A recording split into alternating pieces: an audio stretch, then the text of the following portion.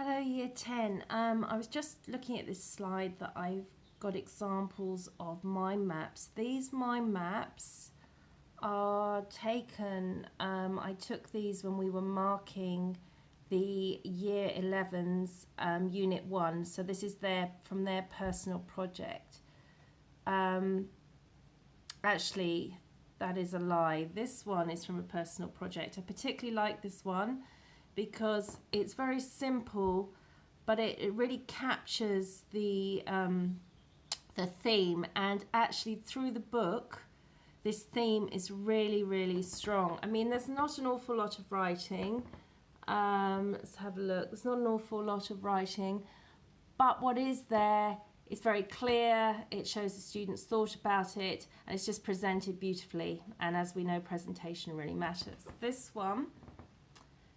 one is actually for living in a world of patterns. So this was a student's very, very first mind map they did on the first project that you're working on, where you're doing vintage and retro. They did pattern. This is just a stunning mind map. Everything on it is hand rendered. So that means everything on it has been created by their hand, has been drawn. The annotation, the writing is really demonstrating where, that the student has really thought about the theme. The mind map has been blocked into different sections, but in what we would say a creative way. But it doesn't look too contrived. It looks like you can really see how the student has thought about the subject. And all the images of the subject are very relevant. There's some really lovely, if we look closely here, we've got some artist work. The artists are mentioned. And just the background colours, this sort of light wash is really good.